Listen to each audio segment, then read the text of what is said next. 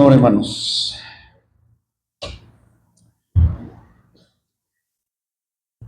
Vamos a, si Dios lo permite, hermanos, a terminar este tema de Job, de la lucha, de la prueba de este hombre de Uz, y vamos a seguir esperando que Dios cumpla su propósito, como dice el apóstol Pablo. Así que vamos a leer, hermanos, ahí las consideraciones desconsideradas del maligno, tercera y última parte, con el favor de Dios. Leemos, hermanos, Job capítulo 1, versículo 1 al 3, y luego leemos el versículo 8, y después vamos a segunda carta del apóstol Pablo a los Corintios, capítulo 2, versículo 11. Job capítulo 1, hermanos, versículo 1 al 3.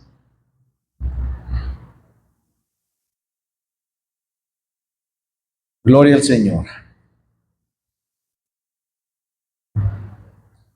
Job 1, 1 al 3. Dice así la palabra del Señor: hubo en tierra de Uz un varón llamado Job, y era este hombre perfecto y recto, temeroso de Dios y apartado del mal. 2. Y le nacieron 7 hijos y 3 hijas. 3. Su hacienda era 7,000 ovejas, 3,000 camellos, 500 yuntas de bueyes, 500 asnas y muchísimos criados. Y era aquel varón más grande que todos los orientales. Versículo 8. Y Jehová dijo a Satanás: ¿no has considerado a mi siervo Job, que no hay otro como él en la tierra, varón perfecto y recto, temeroso de Dios y apartado del mal?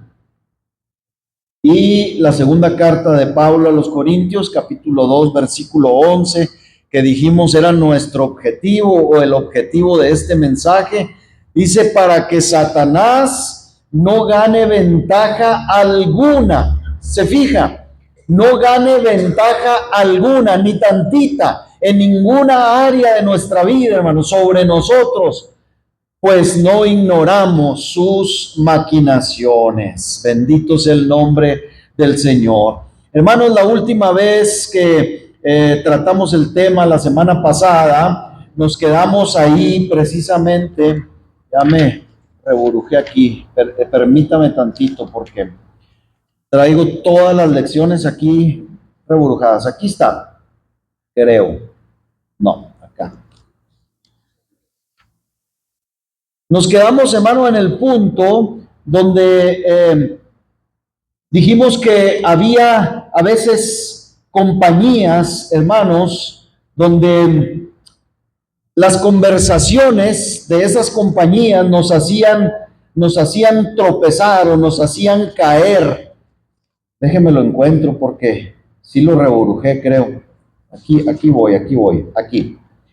Y entonces dijimos ahí en primera carta del apóstol Pablo a los Corintios, que curiosamente Pablo inserta estas palabras cuando Pablo está defendiendo la resurrección, el tema de la resurrección.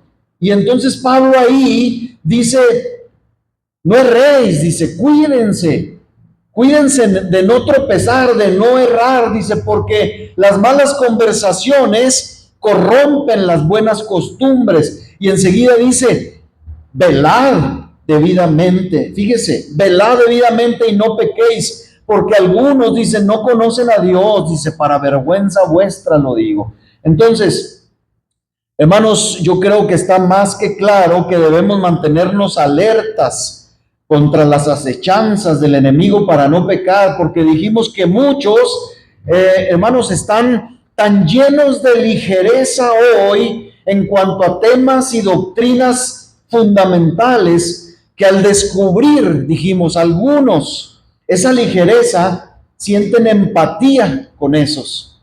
Si alguien, hermano, dijimos, si tiende a ser ligero de pensamiento en cuanto a la forma de hablar, en cuanto a que no debemos guardarnos de hablar groserías, porque de esas tendremos que dar cuenta, dice el Señor, que de cada palabra que sale de nuestra boca habremos de dar cuenta. Pero si alguien dice, no es para tanto, ¿verdad? Y se nos salen las culebras y los sapos, y entonces encontramos a otro que es de pensamiento igual, hermanos, pues le vamos a echar la mano al hombro, ¿verdad? O nos echan la mano al hombro y concordamos en esas cosas. ¿Por qué? Porque las malas conversaciones, es más, las malas relaciones, hermanos, corrompen nuestra vida. Dijimos, hacemos alianzas, hermanos, con personas a veces que no debemos. Y terminamos diciendo aquel proverbio rabínico. Esto es la introducción y ya, hermano, empiezo o continúo con el tema. Dije que era un proverbio muy simplista, pero que contenía mucha verdad. Dijimos que había dos leños, ¿qué, hermanos? Secos y un leño verde. Y los dos leños secos quemaron al leño verde. Y usted dice, ¿y eso qué? Dijimos, pues muy sencillo, hermanos. Es como ese otro refrán que nosotros tenemos, o no sé si sea un refrán, pero una manzana podrida echa a perder las demás. Y eso es bien cierto, hermanos, ¿se han fijado? Eso es bien cierto. Entonces, para los que creemos o pensamos que esto es una exageración, velar porque nuestra vida no se diluya, no se disuelva en medio de una conversación o entre algunos grupos con los que nos relacionamos, es indispensable. Es indispensable velar por esto, ya que el enemigo de nuestras almas sabe cómo dominarnos en el lugar donde somos más vulnerables a sus ataques. Y le vuelvo a repetir lo que dije la semana pasada. Obviamente, el diablo no nos va a atacar aquí en la iglesia. Obviamente, si usted o yo soy de ese tipo de pensamiento, donde las palabras no importan, aquí me voy a guardar. Un día, platicando con un hombre de Monterrey, él sabía que era cristiano, apoyó la obra cristiana en el Cuervo, fue hasta el Cuervo a visitar y ver la obra y apoyó por algunos años económicamente la obra. Que fíjese, hermano, por cierto, entre paréntesis, yo no sé, piénselo, hermano, medítelo. Yo he llegado a pensar hoy, en estos días, en este tiempo, si es correcto, hermano, que un cristiano, no solamente un pastor, un ministro, un cristiano, acepte ayudas de gente inconversa para la obra de Dios. Le voy a decir por qué. Un día estando orando, hermano, y pensando acerca de esto, se me vino, o Dios trajo a mi memoria, no sé si es un proverbio, creo que es un proverbio que dice, hermanos, que no debemos aceptar presentes, porque el presente a veces es como un soborno. Nos ayudan, pero a veces nos demandan cosas, hermano, que no son correctas. Y a veces nos sentimos comprometidos a aceptar, a hacer eso que nos demandan porque nos ayudaron. Piénselo, medítelo, se lo dejo de tarea. Yo he estado meditando y creo que es un error, hermanos, nuestro como creyentes a veces aceptar, hermanos, ayudas de gente no cristiana para la obra de Dios. De verdad se lo digo. Pero este es un paréntesis. Este hombre del que le hablo, hermano, aún sabiendo que yo era pastor y que todos los que íbamos en ese viaje eran cristianos, empezó, hermano, a despotricar malas palabras.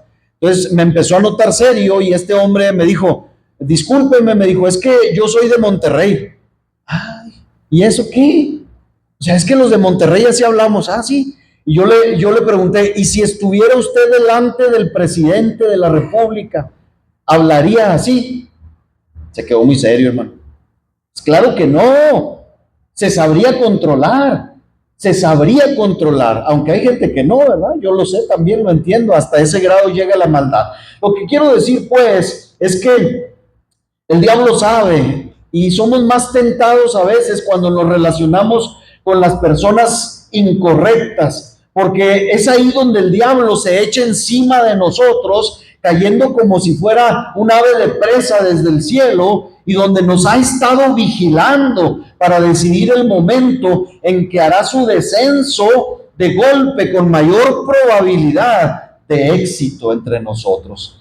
Y usted dice, pues no creo. Bueno, pues tenemos en la Escritura ejemplos tanto positivos como negativos acerca de esto. Si usted se acuerda de lo que dice el libro de Números, ahí en el Pentateuco, no los vamos a leer. Hay dos capítulos enteros, el capítulo 13 y 14, léalo en casa, del libro de Números. Nos habla de esa encomienda que le hicieron a unos espías, a unos hombres escogidos para que fueran y espiaran y echaran un ojo a la tierra prometida. ¿Se acuerda? ¿Y qué pasó, hermano?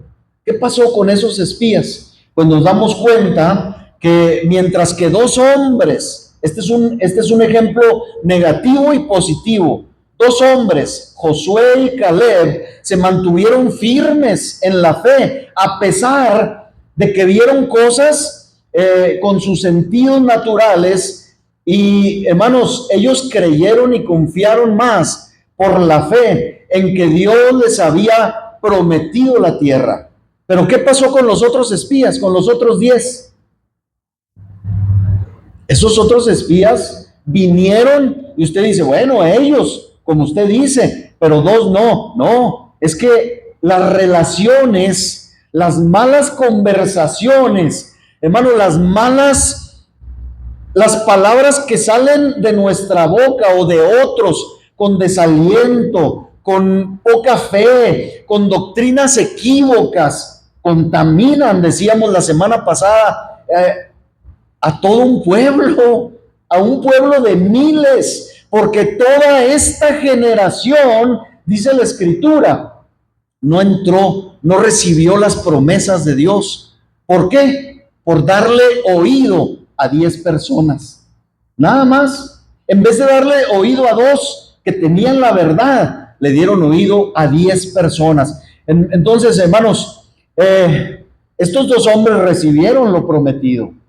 Recibieron lo prometido. Y también sabemos, como ya dije, que toda una generación se perdió sin recibir lo prometido por una contagiosa, escuche, por una contagiosa incredulidad. La incredulidad, entre muchas otras cosas, se contagia. Se contagia, hermano. Hay cosas que nos enseñaron, hermanos, cuando hace 35, 37, 38 años que nos convertimos. Es cierto, hermano. Nuestros líderes se equivocaron. Conforme fuimos avanzando en el conocimiento de Dios, dijimos, eso que nos enseñaron en aquel tiempo no tiene sustento bíblico. Pero hay otras cosas, hermanos, de las que nos hemos despojado, que eran buenas para nosotros. Hemos llegado al punto de ser tan incrédulos. Hermanos, ¿cuántos de nosotros cuando nos convertimos no escuchamos lo que el carcelero de Filipos y Pablo hablaron en cuanto a la salvación de nuestra casa y de nuestra familia? Cree en el Señor Jesucristo y serás salvo tú y toda tu casa. Y lo creímos y lo abrazamos, pero no paró ahí. Muchos de nosotros, hermanos, no solamente lo creímos y lo abrazamos, sino que lo empezamos a vivir. Nuestra familia se empezó a convertir, a lo mejor no todos, pero esto surtió efecto. Y de repente se empezaron a levantar estudiosos, teólogos que dijeron, no, es que el libro de los Hechos es un libro histórico, ese pasaje, ese versículo no es doctrinal, no puedes creer en eso. Dejamos de creer en eso y tenemos familias incrédulas, tenemos familias no conversas, sino todo lo contrario. ¿Se da cuenta? Mire, Elías es un caso que pasó de esto. Primer libro de Reyes, capítulo 18. Usted conoce la historia de Elías. Capítulo 18 del primer libro de Reyes, versículo 37, 38. Llega Elías y pone a prueba a un séquito no pequeño de profetas de Baal, de un ídolo demoníaco. Y dice Elías, respóndeme Jehová, orando a Dios, respóndeme para que conozca este pueblo que tú, oh Jehová, eres el Dios y que tú vuelves a ti el corazón de ellos. Y el versículo 38, hermanos, tenemos el poder de Dios, la respuesta de Dios a un hombre lleno de fe. ¿Qué sucedió? Entonces, dice el versículo 38, cayó fuego de Jehová y consumió el holocausto, la leña, las piedras y el polvo, y aún lamió el agua que estaba en la zanja. Bueno, Elías pasó de esto a esto. Primer libro de Reyes 19:2.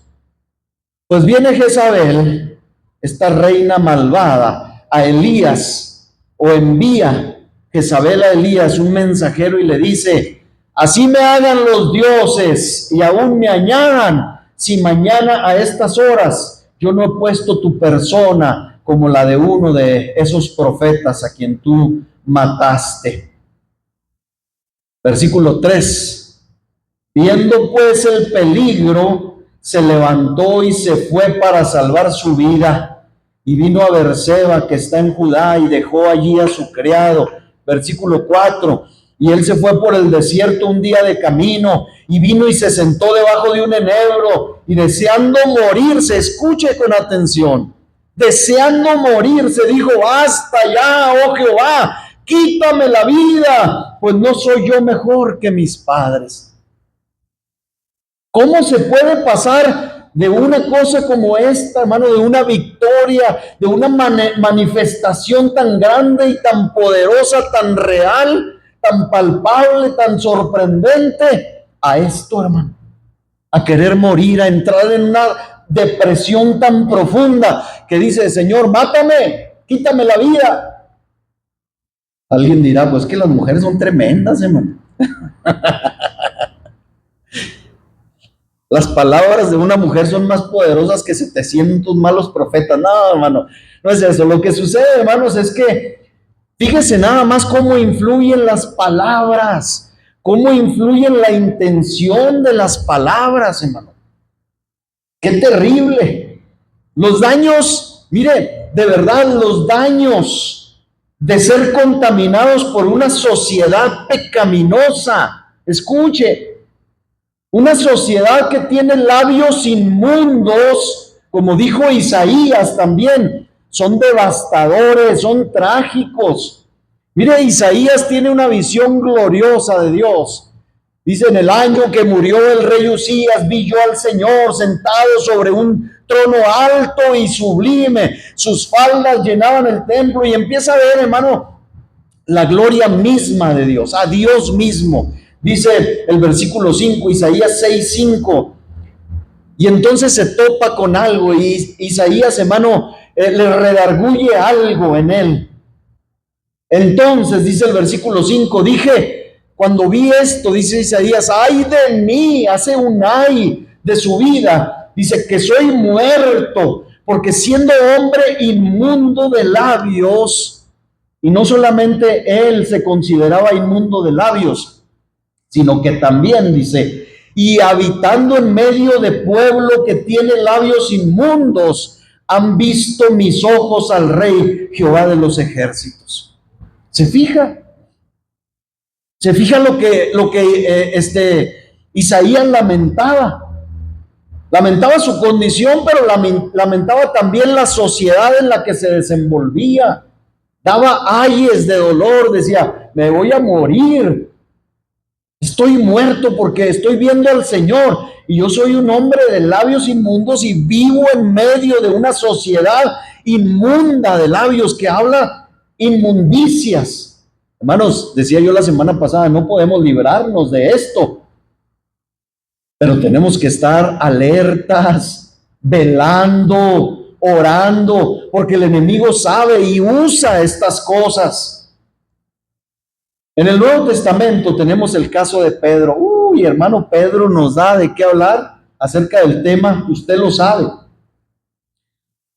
Mire, aquí, hermanos, en cuanto a este personaje, cuando Pedro se ve, Pedro el apóstol, sí, con un Cristo resucitado, sí, habiendo hecho sanidades con su sombra al pasar, sí.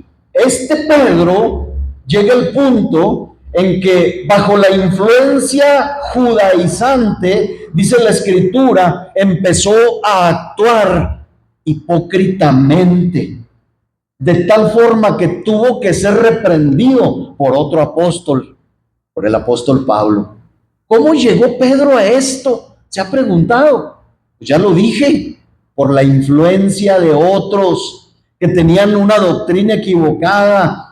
Estamos estudiando el libro de los Hechos, paréntesis, hermanos, acabamos de empezar, todavía no terminamos la introducción, esto se está poniendo bueno, interesante, muy, muy bueno. Todos invitados, no se lo pierdan, hermanos. Gálatas capítulo 2:11. Gálatas 2:11 en adelante dice, pero cuando Pedro vino a Antioquía, dice el apóstol Pablo a los Gálatas, le resistí cara a cara, dice. ¿Por qué? Porque lo que Pedro estaba haciendo era de condenar, era vergonzoso, era contrario a lo que Dios ordena. Versículo 12, ¿por qué? Pues antes que viniesen algunos de parte de Jacobo, comía con los gentiles. Ya, hermano, esto era algo que estamos viendo precisamente en el libro de los Hechos, era algo tan arraigado que no se había soltado. Pedro había recibido una visión de parte de Dios, había tenido un éxtasis, había visto una visión donde veía bajar animales de todo tipo y Dios le había dicho, Pedro, levántate, mata y come. Y Pedro, asustado en aquella primera impresión, dijo, no, Señor, ninguna cosa común o inmunda he comido jamás. Pedro, no llames tú común o inmundo a lo que yo he limpiado, le dijo el Señor, haciéndole ver que lo que iba a acontecer en unos minutos más, él no podía despreciarlo, es decir, tenía que ir a casa de Cornelio, aunque Cornelio no era cristiano, era un gentil, tenía que predicarle el evangelio. Pues aún con toda esa revelación, Pedro, ¿qué dice? Del versículo 13, o en el 12 nos quedamos. No, en el 12, antes que viniesen algunos de parte de Jacobo, comía sin problema con los gentiles, pero después que vinieron, se retraía y se apartaba, dice, porque tenía miedo de los de la circuncisión, de los judíos. Versículo 13, y en esa simulación, en esa hipocresía, que es lo mismo, participaban también, ¿quién? Los otros judíos. Fíjese, hermano, ¿se contagia o no se contagia? Las malas actitudes, las malas lenguas, las malas conversaciones, de tal manera que aún Bernabé, este consolador, este hijo de consolación, fue también arrastrado por la hipocresía de ellos. Hermanos, el diablo sabe cómo contagiarnos a través de otros. Como decía mi abuelo, aguzados, hermano, aguzados, orando, velando.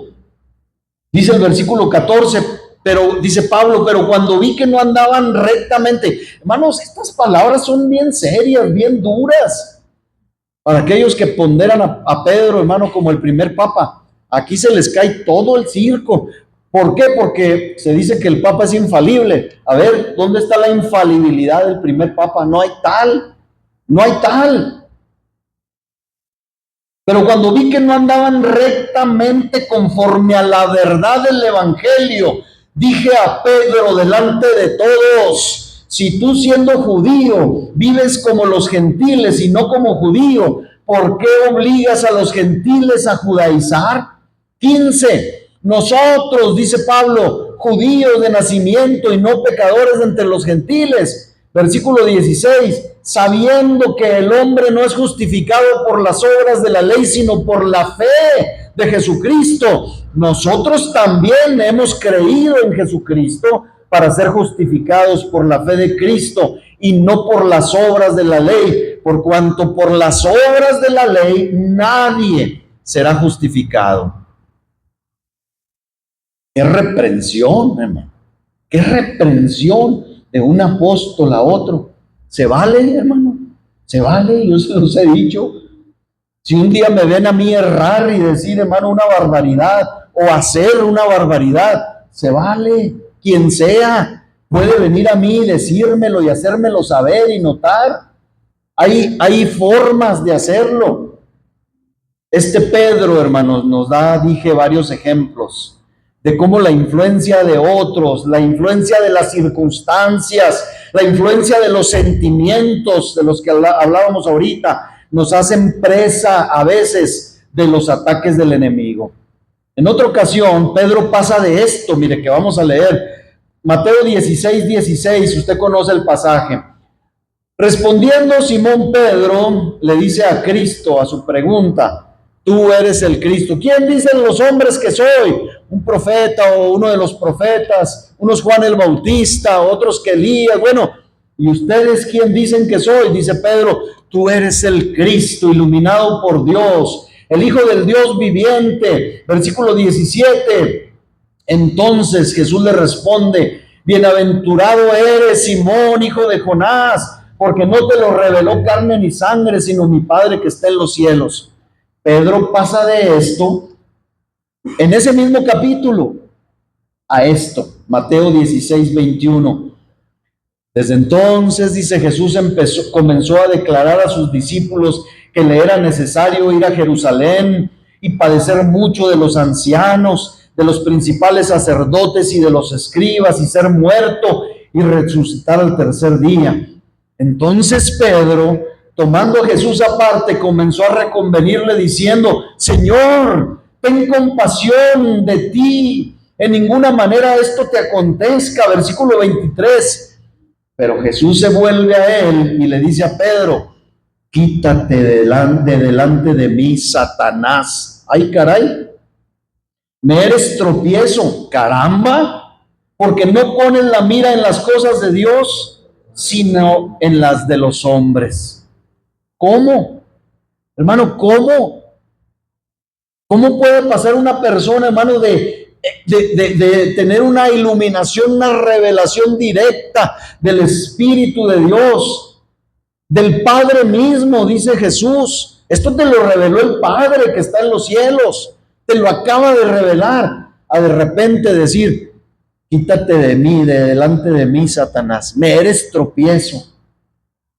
Circunstancias, hermanos, momentos donde no se vela, donde no se pone atención, donde no se cuida, hermano, lo que estamos viviendo. Otra vez, este Pedro pasa de esto, Mateo 26:33. Respondiendo Pedro le dijo al Señor, aunque todos se escandalicen de ti, yo nunca me escandalizaré. Y Pedro pasa de esto a esto, Mateo 26:73. Un poco después, acercándose los que por allí estaban, dijeron a Pedro, verdaderamente también tú eres de ellos, porque aún tu manera de hablar te descubre. Verso 74, entonces él comenzó a maldecir y a jurar, no conozco al hombre. Y enseguida cantó el gallo.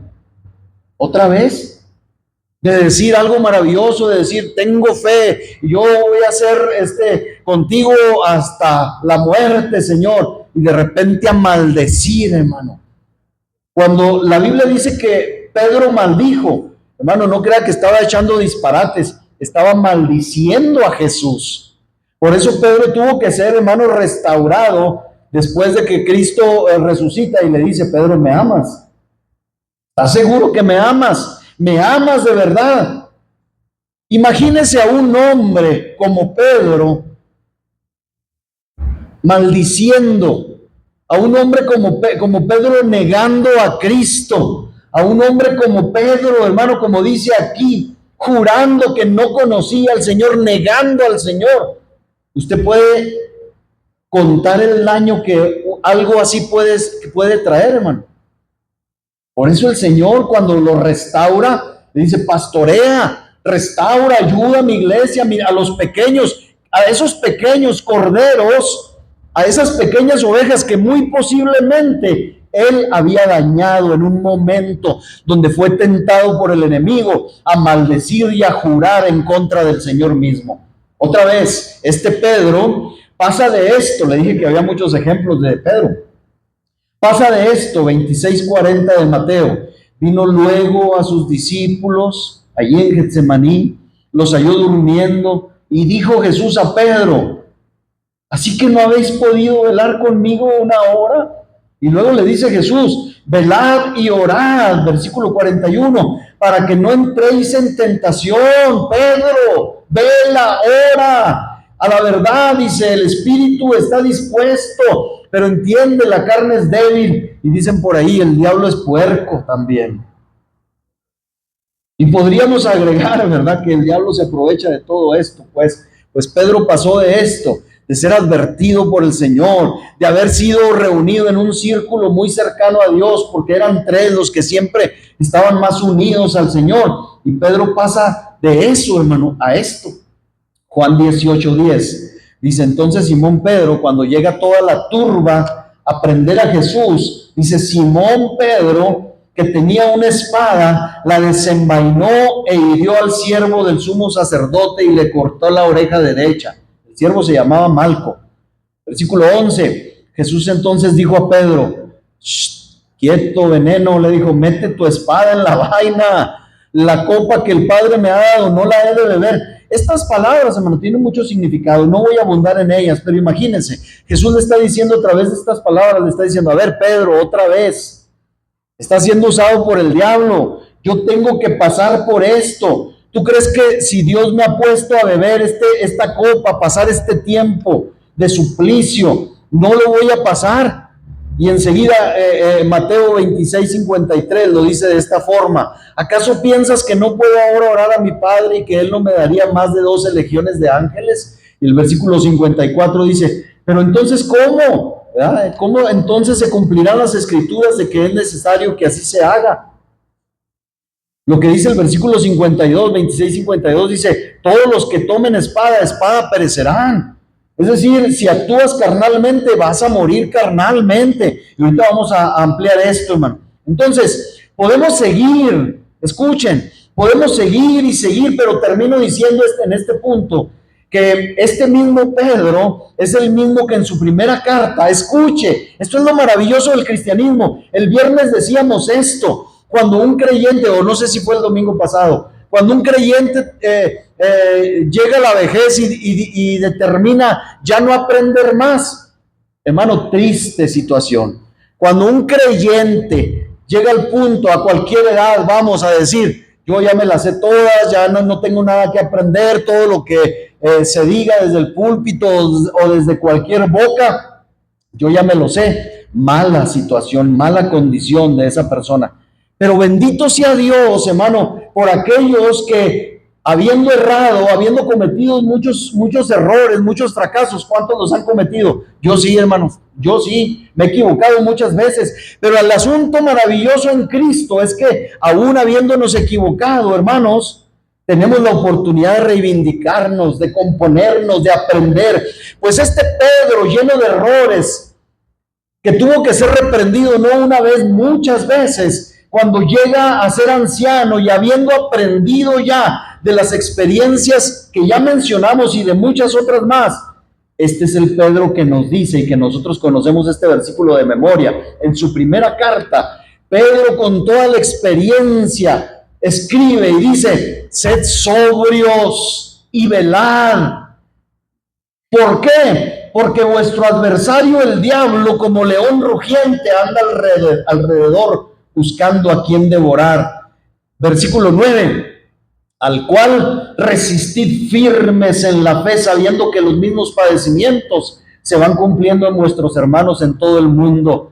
Este Pedro, bendito sea Dios, sabía que en cualquier descuido, aún con el título de apóstol, el león acechante podía caer sobre cualquiera y devorar los logros y avances del creyente. Así que, hermanos, de este tamaño, de esta magnitud es la importancia de velar mientras nos relacionamos con otros. Vayamos más adelante porque hay mucho que decir.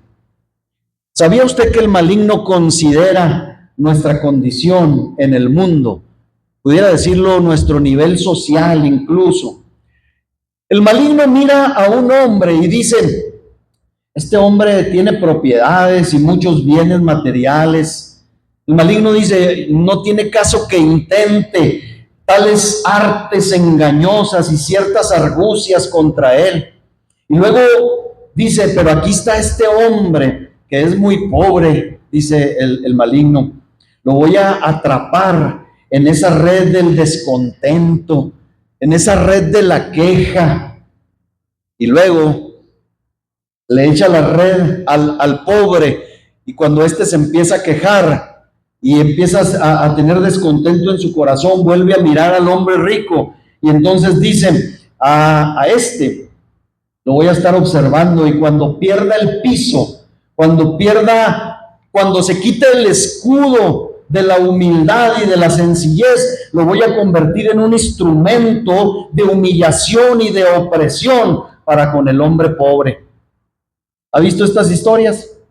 Muchas, muchas. Y hermanos, es que el enemigo es como el pescador que tiene una carnada para peces pequeños, ¿sí? Y tiene otro tipo de carnada y de señuelos, le llaman en la pesca, para peces de mayor tamaño. Así es Satanás, exactamente. Tiene una diferente tentación para los diversos tipos de hombres, aunque no lo creamos. Le voy a hacer una pregunta. ¿Ustedes creen que la tentación de la reina de Inglaterra, del rey de Inglaterra, por ejemplo, que esa tentación va a molestar a María, la cocinera de la corte del rey de Inglaterra? ¿Usted cree que las tentaciones son las mismas? Y no estoy diciendo con esto, escuchen, que la tentación de María, la cocinera de la corte, es poca cosa. No, es una tentación seria como lo es la tentación del rey. Esas tentaciones están hechas por la misma mano experimentada, cargada de años de experiencia. Y probablemente nosotros podríamos pensar que podemos escapar, hermano, de cualquier tentación. No, hermanos, todas las tentaciones no son iguales. Usted a lo mejor no puede experimentar las tentaciones que un ministro tiene, y a lo mejor yo no voy a poder experimentar ciertas tentaciones suyas. ¿Qué nos queda?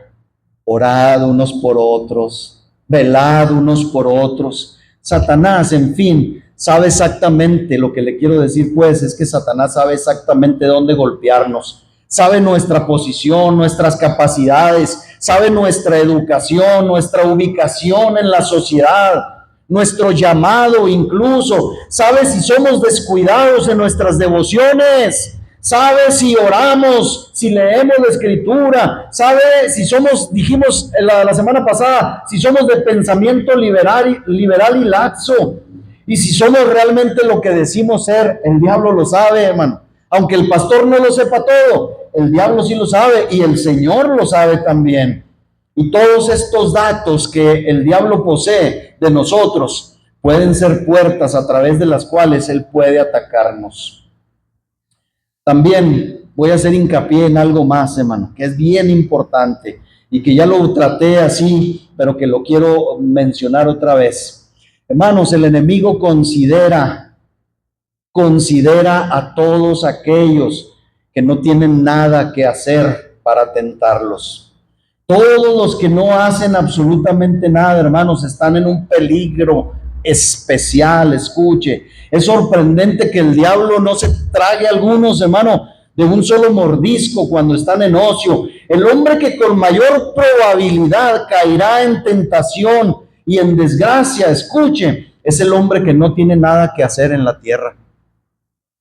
De verdad, y lo digo muy seriamente. Yo creo que no le puede ocurrir un mayor mal a una persona que está en una situación donde no tiene ningún trabajo, ningún que hacer.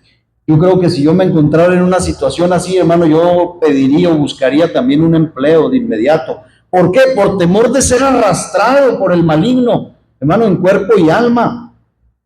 La gente ociosa, escuche, la gente ociosa tienta al diablo para que el diablo lo tiente. Es un círculo. La gente ociosa está tentando al diablo para que el diablo lo tiente con alguna tentación. Tenemos que tener algo más que hacer, escuche. Tenemos que tener algo más que hacer que tomar vino y celebrar banquetes de cumpleaños como los hijos y las hijas de Job. Y quiero hacer un paréntesis aquí porque no quiero que me malinterpreten, hermanos. Yo no estoy en contra de los festejos de cumpleaños, ni de las celebraciones, ni de pasar un buen tiempo. No es eso a lo que me refiero. Déjenme llegar al punto, a lo que quiero decir. Miren, tenemos como hijos de Dios algo más que hacer que estar horas y horas, hermano, a veces frente a un celular. Sobre todo, hermano, cuando pertenecemos a un grandioso reino de un Dios que es dueño de todo lo creado. ¿No cree? Proverbios 23:20, hablando de esto, dice: no estés con los bebedores de vino ni con los comedores de carne, porque el bebedor y el comilón empobrecerán y el sueño hará vestir vestidos rotos. ¿Se fija?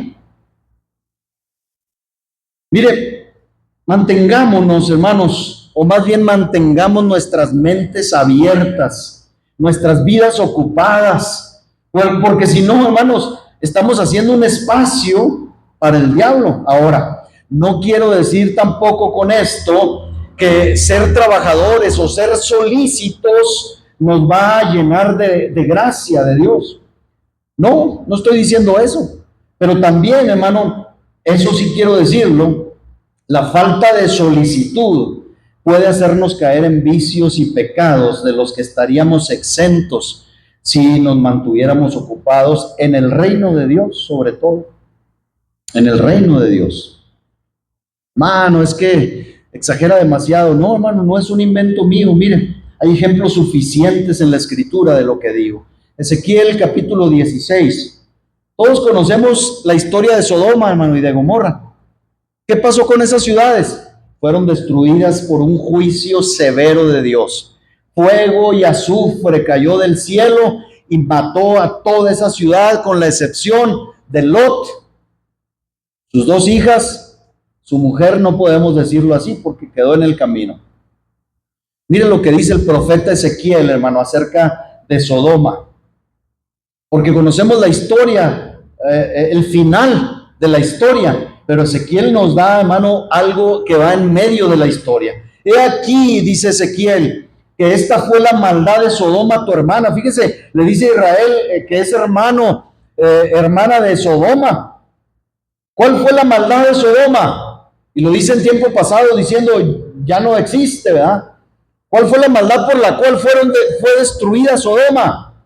Soberbia, saciedad de pan, tenían la canasta muy abajo, ¿verdad? Había de todo, pero también había, ¿qué? Una abundante ociosidad, flojera, desperdicio de tiempo, días sin hacer absolutamente nada. Eso fue lo que tuvieron, dice Ezequiel, ella y sus hijas. No fortaleció la mano del afligido y del menesteroso. Esto nos da, hermanos, no tiene nada que hacer, tiene recursos, ayude al pobre, ayude al menesteroso. No, Sodoma tenía de todo, pero el tiempo lo desperdiciaba. ¿Y quién era Sodoma, hermano? Y Gomorra. Era gente que estaba pensando en que si un extranjero llegaba a su ciudad, fuera hombre, fuera mujer, había que violarlo. Estaban tan pervertidos, hermano, pero la causa era la abundancia de pan, la soberbia y la abundante ociosidad o el abundante ocio. Dice el versículo 50, y se llenaron de soberbia e hicieron abominación delante de mí. Y cuando lo vi, vámonos, las quité, los borré del mapa. Tenemos un ejemplo. Aquí tenemos un ejemplo. ¿Quiere otro? El pecado de David, dice, con Betsabé. Usted y yo conocemos este caso. Al estar ocioso, segundo libro de Samuel, capítulo 11, versículo 1. Aconteció al año siguiente, escuche esto, en el tiempo que salen los reyes a la guerra, ¿qué hizo David? David envió a Joab, su general del ejército, y con él a sus siervos y a todo Israel, y destruyeron a los amonitas, sitiaron a Rabá Pero hay un gran pero aquí. ¿Cuál fue el pero? Pero David se quedó en Jerusalén. Oye, hermano, pero ¿qué tiene que un día, un domingo nos quedemos en casa? Que un miércoles no vengamos a la oración. ¿Qué tiene?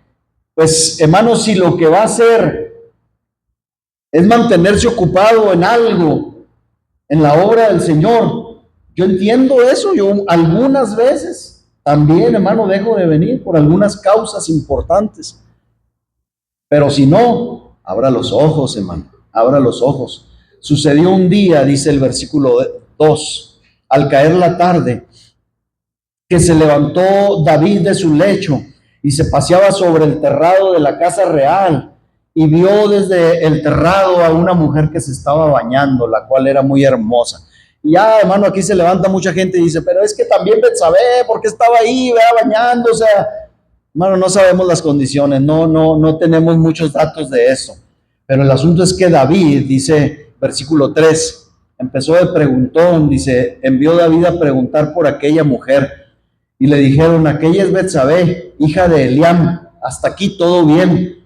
Pero enseguida le dicen, es mujer, es la esposa de Urías Eteo, tiene esposo, está casada. No, David en su flojera, ¿verdad? Andaba en pijama, yo creo, y pantuflas. ¿Qué dijo? Verso 4, envió David mensajeros y la tomó, y vino a él, y él durmió con ella.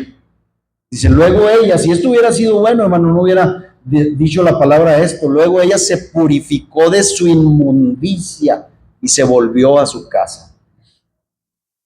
Tengamos algo siempre, siempre, algo que hacer, algo que nos mantenga con la mirada hacia el cielo, hermanos. Con el alma añorante de Dios, deseosa de Dios. Tome más la Biblia o tomemos más la Biblia, leamos un libro cristiano, doblemos más la rodilla y si queremos recreación, busquemos que sea una sana recreación. Mantengamos nuestra vida siempre ocupada, porque Satanás encuentra siempre algún mal para que hagan las manos desocupadas. Y si nos abandonamos a la pereza, como si fuéramos un viejo trozo de hierro, hermanos, que no nos sorprenda si nos volvemos herrumbrosos por el pecado. No he terminado. Satanás, hermano, cuando hace sus investigaciones, Satanás cuando hace sus consideraciones, pone atención a los objetos de nuestro afecto. ¿Qué quiero decir? Miren, no dudo que cuando se acercó a la casa de Job, escuche, poniendo atención en el tema, usted conoce el libro de Job, y yo no dudo que cuando Satanás se acercó a la casa de Job, la observó tan cuidadosamente como lo hacen algunos ladrones, ¿verdad? Con una joyería cuando intentan robarla. ¿Qué hacen los ladrones? Dicen, tiene una entrada aquí, una ventana acá, el vecino tiene una barda o es una construcción chaparrita. ¿Sabe cómo nos robaron, hermano? Usted vea para arriba, y usted dice, si yo pongo unos reflectores a mero arriba, como los pusimos, ¿quién se los va a robar? ¿Quién se los va a robar aquí? Pues se los robaron, porque los ladrones, hermano, dicen, este negocio de acá, esta construcción está más chaparrito, ese lo alcanzo y de ese me brinco acá. Nos lo robaron. Cuando nos robaron el calentón y nos robaron otras cosas, hermano, el equipo de sonido, cuando vino la policía, me dijo, oiga, ese aire acondicionado está funcionando. Le dije, sí. Me dijo, yo le recomiendo, ahorita es tiempo de frío, que quite el motor del aire. Le dije, no invente, oficial. ¿Cómo? Todavía no nos ocurría lo de los reflectores. Y me dijo el oficial, me dijo, sí, ¿no me cree? Dijo, sí. Dijo, mire, va a venir Spider-Man. Dijo, y se va a subir. Así me lo dijo. Va a venir Spider-Man, ahí afuera, en la puerta. Dijo, se va a subir por aquí, por la reja, va a tumbar esos candaditos que usted tiene ahí, y luego va a abrir, y con una llavecita, una sola llave, va a quitar el motor y se lo va a llevar, y lo van a dejar sin aire. Ya dije, sí, está bien alto, batallamos un chorro para ponerlo. Pues al poco tiempo nos robaron los reflectores, hermano. Así es el enemigo de nuestras almas. El enemigo de nuestras almas, hermano, pone atención a todos los objetos de nuestro afecto. ¿Por qué le digo esto? Muy astutamente, hermanos, el enemigo de nuestras almas toma nota, escuche, de cada puerta, de cada ventana y cierre. Y, hermano, no deja de mirar las casas vecinas, pues a lo mejor tendrán, ahí va a alcanzar por medio de ellos el tesoro a través del edificio vecino. Cuando el diablo fue a rondar, escuche, cuando el diablo fue a rondar tomando nota en su mente de toda la posición de Job, el diablo pensó para sí: están los camellos, están los bueyes, están las asnas, están los siervos, así que puedo atacar todo eso admirablemente en determinado momento, ¿verdad? Para Job. Pero luego pensó: están también las 3 hijas y los 7 hijos. ¿Y luego qué cree? Dígame lo que quiera, ¿verdad? Yo me aguanto, no hay problema. Pero yo creo que el diablo, hermano, dijo: estos se la pasan haciendo, no lo digo yo, lo dice la Escritura, se la pasan haciendo banquetes continuamente. Ya sé por dónde voy a agarrar a estos todos juntos. Voy a azotar la casa cada una de estas que se reúnan cuando estén celebrando, y voy a derrumbar la casa y voy a acabar con todos ellos de un jalón. Y eso va a afligir la mente del padre de familia de una forma severa. Hermanos, imagínese usted a Job pensando en sus queridos hijos e hijas. ¿Qué pensaría Job, hermano? Sabemos que hay cosas que salieron de la boca de Job, y Job dijo: Jehová dio, Jehová quitó, sea el nombre de Jehová bendito. Pero ¿usted cree que Job no más pensó en eso? Yo le puedo asegurar, y esto se lo voy a dejar así, hermano, para todos nosotros. ¿Usted cree que Job no se preguntó: ¿por qué? ¿Por qué no murieron mis hijos cuando estaban orando? ¿O por qué en vez de morir cuando estaban comiendo y bebiendo vino? Porque así lo dice la Escritura, no lo digo yo. Job 1, 18 y 19. ¿Qué dice? Entre tanto que hablaba, vino otro que dijo: tus hijos y tus hijas estaban, ¿qué? Comiendo y bebiendo vino en casa de su hermano el primogénito. Versículo 19. Y un gran viento vino del lado del desierto y azotó las 4 esquinas de la casa, la cual cayó sobre los jóvenes y murieron, y solamente escapé yo para darte la noticia. Hermanos, nosotros sabemos que el viento pudo haber sido el diablo mismo, o el diablo lo provocó. Sabemos que tiene un origen. Pero, hermanos, imagínense a Job pensando en esto. Yo le pido que tome nota de esto. Hermano, por favor, pensemos en las ocupaciones, en los hobbies de nuestros hijos, para ser movidos a orar en serio. En serio, hermano. ¿En qué se ocupan nuestros hijos no cristianos? Y aún los cristianos, hermano, ¿en qué se ocupan? ¿Dónde? Yo sé que siempre ¿cómo se llama? La esperanza nuestra es que muramos los padres y después los hijos, pero eso usted y yo no lo sabemos, ¿verdad? No lo sabemos. Hay padres que mueren antes que los hijos, pero bueno, hay hijos que mueren antes que los padres, perdón. Si yo le dijera: ¿cómo nos gustaría que un hijo muriera? Usted me dirá: pues hermano, en primer lugar, ¿por qué haces esas preguntas tan feas, verdad? Bueno, a Job le pasó. A Job le pasó. ¿Usted cree que a Job no le hubiera gustado, hermano, que sus hijos murieran de otra forma? A usted, otra vez, hermano, cuando oremos por nuestros hijos, si es que oramos, no oremos así como que: sí, Señor, ayúdalo con esto, ayúdalo con aquello, y nunca estamos orando por su salvación, hermano, pero orando en serio, con clamor, con lágrimas, porque no sabemos, hermano. La prueba no paró ahí, hermanos, para Job. El diablo dijo: miren, voy a registrar en el inventario de mis armas. Ya puse a los bueyes, a los camellos, a las asnas, a los criados, ya puse a sus hijos. Voy a anotar a alguien más. ¿A quién cree? A la esposa de Job.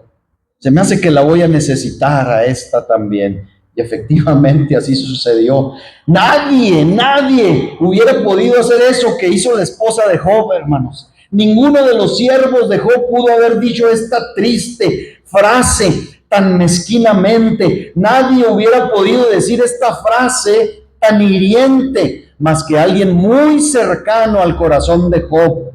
Decirla con ese aire tan fascinante como lo hizo la propia esposa de Job. Digo fascinante porque fascinantemente cruel, terrible. Job 2:9.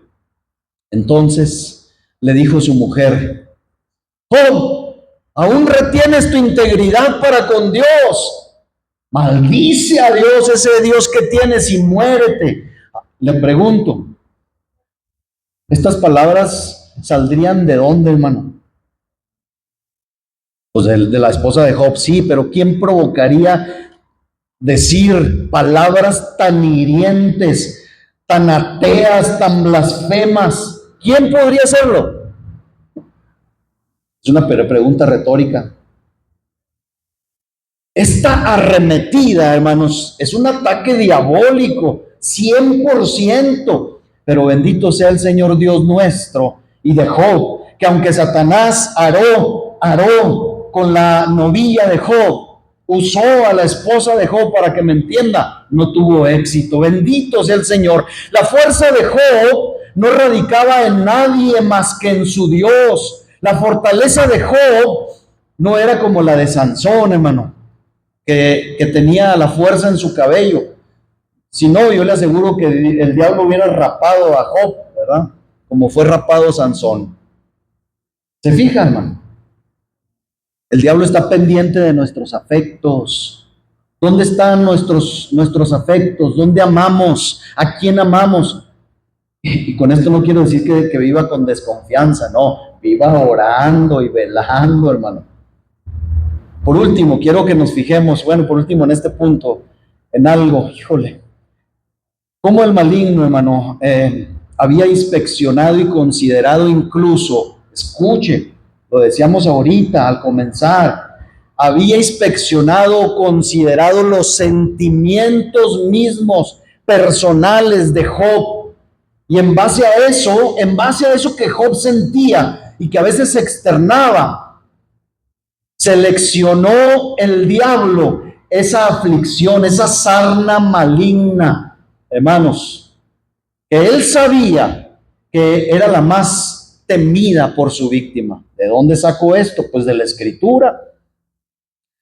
¿Usted cree que Job, hermano, no había considerado por ahí, a lo mejor a la puerta de la ciudad de Uz, hermano, algunos sarnosos, pobres, mendigos, leprosos, sucios, con granos, con rasquera? Y Job había dicho con sus labios, con temor, que él temía a eso. Eso lo dice la Escritura. Esto no es una especulación mía. Job lo confiesa, Job 3:25, cuando está lleno de sarna, cuando está, hermano, en su dolor más agudo, dice: porque el temor que me espantaba, ¿qué cosa? Me ha venido y me ha acontecido lo que yo temía. Pero ¿de dónde le vino esto? Se contagió. El diablo puso esto, hermano, en base precisamente a lo que Job sentía, a los temores, a las prevaricaciones de Job. Decía: ay, qué cosa tan fea esta que les pasa a estos hombres, qué cosa tan terrible sería enfermarse de esto, qué cosa tan terrible sería contagiarse. El diablo dijo: a ver, préstame tus palabras, ¿le tienes miedo a esto? Tómala, tú también tienes esto. Hermanos, Satanás también nos conoce bastante bien a nosotros. ¿O cree que no? ¿O cree que nomás a Job? Si tenemos hijos o nietos, y si Satanás sabe que los idolatramos, puede decir seguramente: allí tengo un lugar para poder herirlos. Aún la compañera o el compañero, hermanos, que está a nuestro lado en la cama, puede ser convertido o convertida en una aljaba en la que se guardarán las flechas mismas del infierno hasta que venga el momento. Y entonces ella se convertirá, o él se convertirá, en el arco desde el cual Satanás va a disparar. ¿No hemos sido usted como esposo o usted, hermana, como esposa, o como hija o como hermano, instrumentos del enemigo a veces al hablar y al saherir al cónyuge. O nomás me pasa a mí, a todos nos pasa. El diablo está pendiente, hermanos, de esas cosas. Así que iglesia, cuida a tu vecino, cuida a esa o a ese que se recuesta a tu lado. Y no quiero decir que vivamos en desconfianza, ya lo dije, sino más bien, dice Pablo a los Corintios, que Satanás no gane ventaja alguna sobre nosotros, pues no ignoramos sus maquinaciones, ¿o sí? No dejemos de orar y velar, hermanos, porque no sabemos cómo puede Satanás aprovecharse de nosotros, nuestros hábitos, nuestros gozos, nuestras tristezas, nuestros retiros, nuestras posiciones públicas, nuestras finanzas. Todo puede ser convertido en armas de ataque por este despreciado enemigo del pueblo de Dios. No encontramos, o más bien nos encontramos con trampas por todas partes, en nuestra cama y a nuestra mesa, en nuestra casa y en la calle. Hay lazos y trampas cuando estamos con otros, ya dijimos. Hay hoyos inclusive cuando estamos solos. Podemos encontrar tentaciones aquí mismo en la casa de Dios, así como también en el mundo. Trampas en una elevada posición y venenos mortales también en la pobreza. Satanás está colocando minas y esto, aquí viene lo bueno, hermanos. Déjenme terminar porque ya no puedo llevarme otro domingo. Hay una consideración más elevada que controla todas las demás. Ahí le va. Satanás, aunque continuamente está colocando minas a nuestros pies escondidas, y él piensa encender la mecha y hacer volar el edificio de Dios. Sin embargo, en todo este tiempo, hermano, Dios está, porque usted puede estar pensando y diciendo, ay, hermano, si es una exageración, porque yo vivo bien, yo vivo tranquilo. Hermanos, es que nuestro Dios está transminando, es decir, está reventando, está haciendo estallar las minas de Satanás antes que puedan infligirnos algún daño. Bendito sea Dios. El diablo es el mayor de todos los tontos, aunque usted no lo crea. Él puede tener mucho conocimiento, pero posee menos sabiduría que cualquier otra criatura. ¿Sabía? Él sabe que está derrotado. Él puede ser muy sutil, él puede ser muy astuto, pero la sutileza, la agudeza, la delicadeza no es precisamente sabiduría, hermano. El diablo no es sabio. Todo el tiempo que Satanás estaba tentando a Job, escasamente se daba cuenta que estaba respondiendo al propósito de Dios. Pues Dios estaba viendo, Dios estaba considerándolo todo, estaba sosteniendo, escuche, al enemigo, como un hombre sostiene a un caballo por su freno. No olvidemos, hermano, cómo comienza esta historia. Job 1:8. Jehová dijo a Satanás, ¿no has considerado a mi siervo Job? Fue Dios. No nos confundamos, hermano. No digamos como decimos a veces de la tentación de Jesús en el desierto. Es que el diablo llevó a Jesús al desierto para ser tentado. No, la Biblia dice que el Espíritu Santo llevó a Jesús al desierto para ser tentado. Aquí sucede exactamente lo mismo. El Señor había considerado exactamente cuán lejos le permitiría llegar a Satanás. La primera vez, hermano, no le permitió tocar su carne. Tal vez, hermano, eso era lo más que Job podría soportar en aquel momento. ¿Por qué no le pegó la sarna maligna desde el principio? Porque Dios tenía el control, hermano. Dios tenía el control. ¿Acaso no hemos notado algunas veces, hermano, que teniendo una buena salud del cuerpo podemos soportar muchas cosas? Teniendo salud, hermano, cuando entra un año, ¿qué decimos? Hermano, teniendo salud y qué comer, nos damos por bien servido, no se nos olvida el pipiril, ¿verdad? Pero la salud, decimos, con la salud la hacemos. Si tenemos salud, podemos trabajar y ganar qué comer. Pero es lo primero. Pues, hermano, Dios sabe eso. ¿Y por qué, hermano, la pérdida de la salud llegó al final? Porque, hermano, Dios sabía, Dios mide, Dios templa nuestras pruebas. Aún la pérdida de seres queridos, hermanos, Cuando tenemos salud podemos ser ecuánimes, podemos ser objetivos, podemos tener equilibrio. Esto le sucedió a Job. Tal vez si la enfermedad, hermanos, hubiera llegado al principio y lo demás después, pudiera haber sido una tentación demasiado pesada para él. Pero Dios que conoce con precisión cuán lejos permite llegarle al enemigo, le dirá al diablo, hasta aquí y no más allá. Entendamos esto, hermano. Job toleró gradualmente su pobreza. De hecho, la prueba, hermanos, ya había perdido todo su aguijón, todo su poder en el momento en que Job dijo, desnudo salí del vientre de mi madre y desnudo volveré allá. Jehová dio y Jehová quitó, sea el nombre de Jehová bendito. Job ya había asimilado esto. Esta primera parte de la prueba ya la había brincado. Ese enemigo llamado apego a las cosas que vemos y tocamos, a la materia, había muerto ya en Job. Más aún, estaba enterrado, hermanos. La oración fúnebre de despedida para todo lo material, incluyendo sus hijos e hijas, ¿cuál fue? Sea el nombre de Jehová bendito. Esa fue la última oración de Job y de despedida para sus hijos y para todas sus posesiones. Y cuando vino la segunda prueba, la primera prueba ya había calificado a Job, escuche, para soportar este segundo golpe, esta segunda prueba.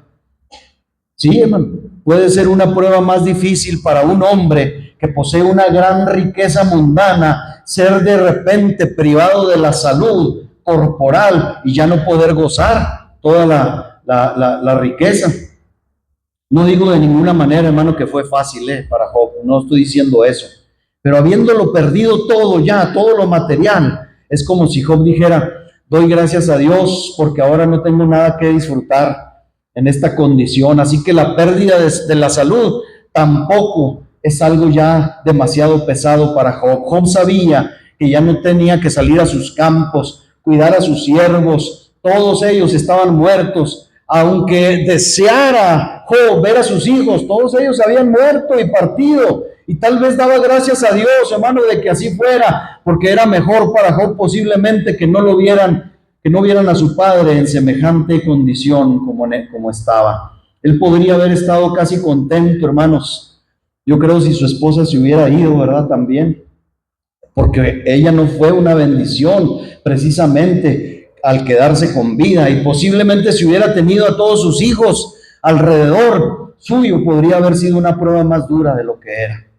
Hermanos, el Señor que pesa los montes con balanza, dice la Escritura, había medido y mide el dolor y las pruebas de su pueblo, de los suyos. ¿Acaso creemos que el Señor no había considerado, hermanos, cómo debía sostener a su siervo bajo la prueba? Hermanos, mientras consideramos las flechas encendidas del maligno dirigidas a Job, no debemos ignorar el sostén del todopoderoso brazo de Dios sosteniendo a Job. El Dios de todo poder y de toda gracia dijo a sí mismo, si Satanás hace mucho, yo haré más. Y si él quita o lo quita todo, yo voy a dar más. Si él tienta al hombre para que maldiga, yo lo llenaré de tanto amor a mí que me bendecirá. Yo lo ayudaré, yo lo fortaleceré, yo lo sostendré, como dice su palabra, con la diestra de mi justicia. Como cristianos entonces debemos tomar esos pensamientos y ponerlos en resguardo en nuestra mente, hermanos, en la prueba, como un dulce recordatorio de que nunca seremos tentados sin el expreso consentimiento salido del trono mismo donde Jesús intercede. Y por otro lado, cuando Él lo permite, hermanos, junto con la tentación, Él nos dará la vía de salida, eso dice su palabra, o nos dará gracia para que permanezcamos firmes bajo esa tentación. No quiero terminar este mensaje sin decir que el Señor consideró cómo santificar a Job mediante la prueba. Job fue un hombre mucho mejor al final de la historia de lo que era al principio. ¿Lo ha leído? Fue mejor. Él era un varón perfecto, recto, temeroso de Dios y apartado del mal al principio. Pero había un poco, si usted leyó el libro, había un poco de orgullo a su alrededor. Lo sabemos cuando leemos el libro. Nosotros no somos nadie, hermano, para atrevernos a criticar, ¿verdad?, a un hombre como Job, obviamente. Pero todavía había en él un leve rocío de justicia propia. Llegó un momento en que Job se justificó delante de Dios. Sus amigos dijeron tantas cosas irritantes que, hermano, Job no pudo evitar responder con palabras fuertes acerca de sí mismo, que fueron demasiado fuertes, por cierto. Había un exceso de autojustificación. Job tenía mucho de qué estar orgulloso según el pensamiento del mundo. Y aunque eso no se muestra en el principio de la historia, sin embargo, allí estaba la tendencia de ser exaltado con todo ello. Y aunque el diablo no lo supiera, tal vez si Dios no hubiera permitido que fuera probado, ese orgullo, hermano, que Job, o que se manifiesta en la vida de Job a través del libro, hubiera podido convertirse en una semilla que creciera y, hermano, hiciera cosas peores. Y Job, hermano, pudo haber caído en pecado terrible. Así que directa o indirectamente los ataques y pruebas del diablo fueron el instrumento del Señor para traer a Job a un estado más humilde y consecuentemente a un estado más seguro y bendito. Satanás siempre será un lacayo, hermano. Escuche, Satanás siempre será un lacayo de, hermano, el Dios Todopoderoso. Job durante todo ese tiempo estaba siendo capacitado para que ganara una recompensa mayor. Toda su prosperidad no era suficiente. Dios amó tanto a Job que tenía la intención de darle el doble, hermano, el doble de propiedades. Tenía la intención de darle hijos nuevamente. Quería convertirlo en un hombre más recto, santo y temeroso de Dios, más que antes. Un hombre cuyo nombre resonara no solo en medio de los orientales, sino a través de las edades. Un hombre del que se hablará o del que se hablara entre todas las generaciones. Su nombre no solo sería reconocido en la tierra de Uz, sino en el mundo entero, como hoy nosotros lo consideramos. No sabrán de Job solo un puñado de vecinos, sino todos los hombres oirán de la paciencia de Job en la hora de la tribulación. ¿Quién hará esto? ¿Quién diseñará la historia de cada hombre en este mundo, con todos sus vericuetos, con todos sus senderos y caminos sinuosos, para que al fin Dios sea exaltado y glorificado? ¿Quién hace estas cosas, hermanos? Solo Dios, solo nuestro Dios. Mire, el diablo puede ir a la carga y labora con todo su poder para poder destruirnos, pero él no sabe que solo nos hará, hermano, con sus escaramuzas, más santos, más ilustres, más devotos ante Dios. Diablo insensato, con todos sus ataques a cada hijo de Dios, él está construyendo el pedestal sobre el cual Dios pondrá a sus hijos en la gloria, para que podamos ser contemplados con admiración por todas las edades. Hermanos, para conclusión, diré que las aflicciones de Job y la paciencia de Job han sido una bendición duradera para la iglesia de Dios y han infligido una afrenta increíble a Satanás. Si queremos que nuestra confianza en Dios sea mantenida firme, hermanos, que el Espíritu Santo nos conduzca a la historia de Job y ver la mano de Dios. ¿Cuántos santos que ignoraban han sido consolados en su angustia por esta historia de paciencia? Y yo espero que usted reciba exactamente lo mismo. ¿Qué ignoramos, hermanos, a veces como hijos de Dios? Pues que la fe verdadera se demuestra muchas veces en la adversidad, que el sufrimiento no siempre es un castigo, que la sabiduría y el poder de Dios son incomprensibles y que Dios nos llama a la humildad y a la confianza en Él, incluso cuando todo está oscuro. ¿Cuántos han sido consolados en su angustia por esta historia de paciencia? ¿Cuántos han sido rescatados de las fauces del león y de la garra del dragón por las experiencias del patriarca de Uz? Bendito sea Dios, hermano, por estas palabras, por la Biblia, por las historias bíblicas. Nuestro enemigo será atrapado en su propia red, pues pelea con uno que no puede ser, hermano, casado, Él ha tirado una piedra que ha caído en su propia cabeza. Él cava hoyos para hacernos caer y Él mismo caerá en ellos, será enredado en su propia astucia. Hermanos, entreguémonos, hermanos, al Señor con todo nuestro corazón. Entreguémonos, hermanos, para que estemos fuera del alcance de los disparos del enemigo. Si Cristo no viene antes, le voy a decir esto, con esto termino. El último aullido del perro del infierno será escuchado cuando estemos descendiendo al frío sepulcro, ciertamente. Pero cuando oigamos el aleluya de los glorificados, habremos terminado de luchar con el negro príncipe para siempre y para siempre. ¿Lo creen?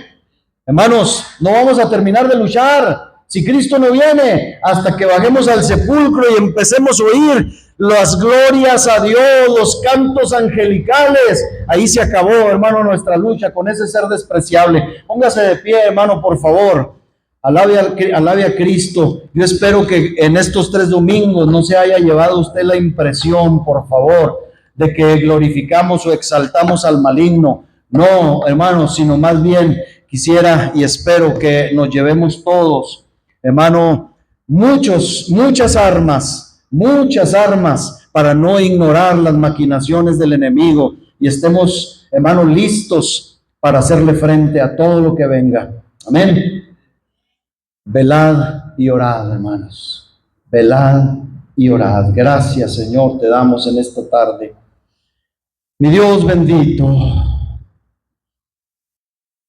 ¿Quién, Señor, puede pensar que tú, Señor, en esta obra terrena, en esta obra, Señor, aquí abajo en la tierra, Señor, tú posees el mando, tú mueves los hilos, tú controlas, Señor, y aunque, como ya leemos en la Escritura, el príncipe de este mundo también labora, también prueba, también, Señor, ataca despiadadamente, Señor, nos quedamos como pueblo tuyo, con que tú, Señor, eres el que nos protege, con que tú, Señor, eres, Señor, el que mide y templa, Señor, nuestras pruebas, las pruebas necesarias, las pruebas, Señor, que requerimos para alcanzar, Señor, la gloria eterna. Señor, estamos dispuestos. Señor, una vez más te decimos como aquel día que entregamos nuestra vida a ti. Señor, una vez más te lo decimos. Toma nuestra vida. No queremos estar fuera, Señor, de tus manos. No queremos estar fuera de tu voluntad. No queremos estar, Señor, fuera, Señor, de tu bendita voluntad, aunque esta, Señor, involucre pasar por diversas pruebas en ocasiones. Señor, es mejor estar en tus manos que estar sin ti, que estar lejos de ti y a la merced de este cruel enemigo. Señor, no hay temor, Señor, en tu pueblo, pero te pedimos que tampoco haya ignorancia, Señor, de las maquinaciones del enemigo, Señor, para que él, como está escrito en tu bendita palabra, no gane ventaja alguna sobre tu pueblo, sobre nosotros. Señor, decimos a esto, amén, que así sea. Amén. Gracias, Señor.